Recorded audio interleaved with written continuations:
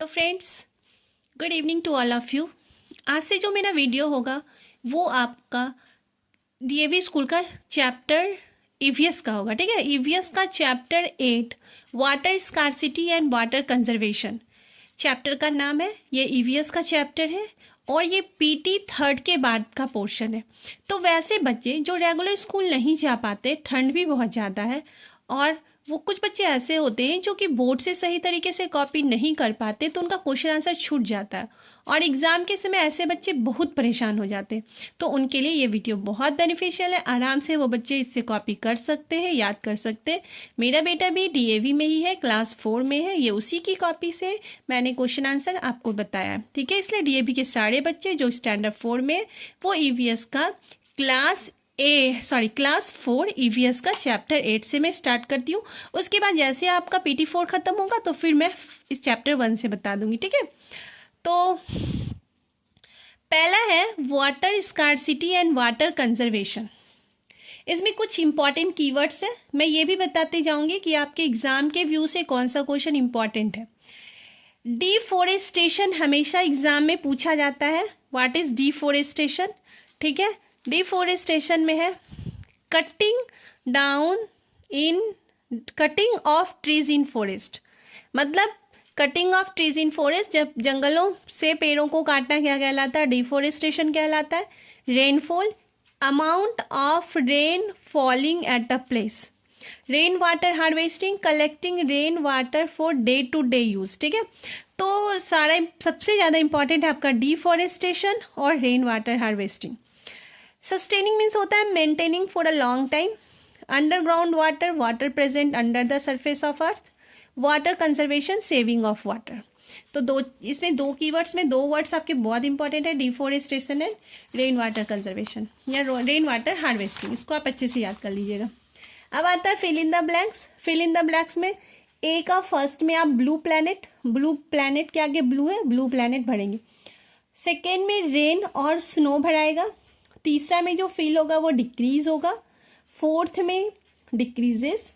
Fifth में waste of water. ठीक है, फर्स्ट में क्या होगा? The earth is known as blue planet. Planet के आगे ब्लू प्लैनेट किसको बोला जाता है? तो अर्थ को बोला जाता है। Rain and snow are two major natural source of water. Setting up of factories cause a decrease in the level of underground water. Cutting of trees in the forest cause a decrease in rainfall.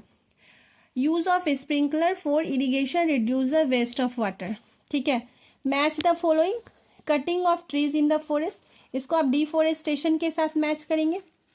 Collecting rain water को आप rain water harvesting के साथ। ठीक है, proper utilisation of water and avoiding its wastage, water conservation. जिन बच्चे का ABCD नहीं कंप्लीट है आप इससे आराम से कंप्लीट कर सकते हैं। ठीक है, उसके बाद होता है 4 में है method of the large quantity of water and checking floods. इसको किसके द्वारा? डैम। अब the tick the correct option. First में होगा रेन एंड स्नो। सेकेंड में होगा इंक्रीजिंग द रेनफॉल। फोर्थ में होगा using water sprinkler for irrigation. आपको जहां पे भी लग रहा है कि फास्ट है आप वहां पे थोड़ा सा पॉज करके आप देख सकते हैं, स्क्रीनशॉट ले सकते हैं और बार बार भी देख के आप अपना चैप्टर कंप्लीट करके एग्जाम का प्रिपरेशन कर सकते हैं। ठीक है, अब है यूजिंग वाटर स्प्रिंकलर। अब क्वेश्चन आंसर है डी का, जो बहुत इंपॉर्टेंट है। Answer the following question in brief. How much of the surface of the earth is covered by water. मतलब अर्थ का कितना सरफेस कवर्ड है पानी से? तो 3/4। आंसर क्या होगा? 3/4। केवल आप याद रखिए ना 3/4, बाकी आप यहीं से लिख दीजिए of the surface of earth is covered by water. तो देखिए आपको इसमें आंसर के साथ साथ मैं याद करने के लिए भी बता रही हूँ ताकि आपका जल्दी से इजीली याद हो जाए। Name 3 sources of fresh water. Fresh water के 3 सोर्स। रिवर, ठीक है, रिवर हो गया, streams and lakes are the 3 sources of fresh water.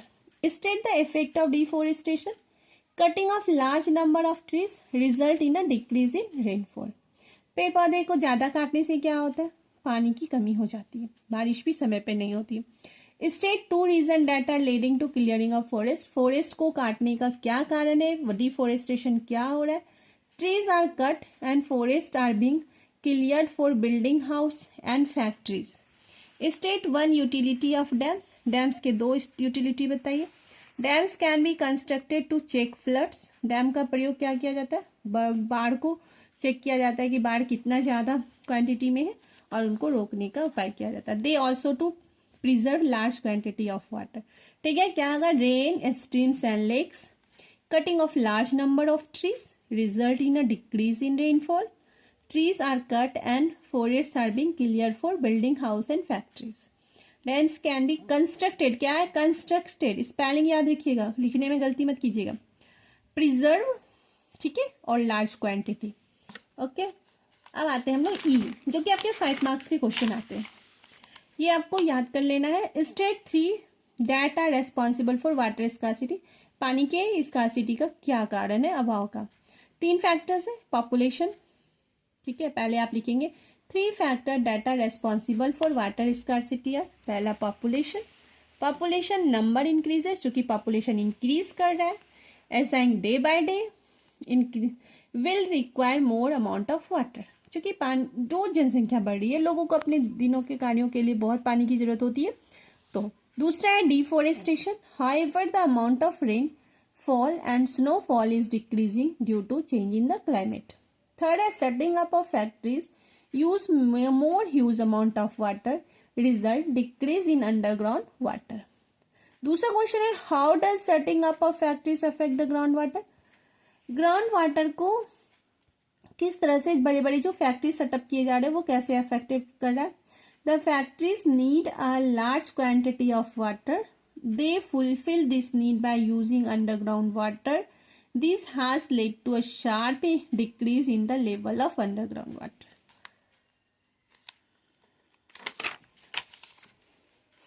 State 2 ways to rainwater harvesting. Rainwater harvesting मतलब rainwater may also be collected in overhead tank and used for daily need. It should be collected in large underground tank from where it seeps slowly into the ground. Fourth question है, how should the field be irrigated to reduce wastage of water? To reduce wastage of water, field should be irrigated in the following ways. पहले over irrigation should be checked. दूसरा, water sprinkler should be wiped. State 3 ways of conserving water at home. Turn off the tap after using it. Use a mug and bucket to take bath instead of the shower. ठीक है, आप एक बार अच्छे से देख लीजिए और question answer लिखना चाहते तो लिख लीजिए। ये क्वेश्चन बहुत इंपॉर्टेंट है आपके एग्जाम के व्यू से। 5 का ही लास्ट है, water the plant with a bucket and mug instead of pipe. अब देखिए एग्जाम में इंपॉर्टेंट कौन सा क्वेश्चन है जो आपको एकदम अच्छे से याद कर लेना है। वो क्वेश्चन है 5 number question, state any 3 ways of conserving water at home, ठीक है, और state 2 ways to do rain water harvesting. बहुत इंपॉर्टेंट है, 5 मार्क्स का क्वेश्चन आता है ईवीएस का।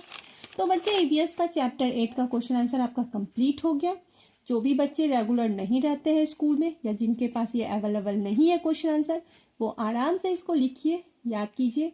आपको नेक्स्ट वीडियो में चैप्टर 9 का क्वेश्चन आंसर मिलेगा, उस क्वेश्चन आंसर को भी आप उसी तरह से लिखना स्टार्ट कीजिए। अभी ठंड का मौसम है, स्कूल भी क्लासेस ऑनलाइन चल रहे हैं, इसलिए आप क्वेश्चन आंसर अभी से याद करना शुरू कर लीजिए।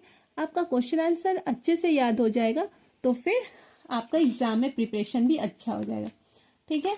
तो हम लोग कल इसके बाद जो करेंगे चैप्टर, वो चैप्टर 9 का करेंगे, ठीक है। 9 का चैप्टर है safe handling and storage of water, ये भी आपका वाटर पे ही चैप्टर है। और जैसे ही ये भी चैप्टर खत्म होगा तो 10th करेंगे। आपको सारा पीडीएफ इसमें मिल जाएगा, सारा क्वेश्चन आंसर मिल जाएगा। मेरे डिस्क्रिप्शन बॉक्स में मेरा नंबर भी है, उसमें यदि कोई भी आपको प्रॉब्लम है आप मुझे कमेंट बॉक्स में मैसेज कर सकते हैं, ठीक है। Okay, bye.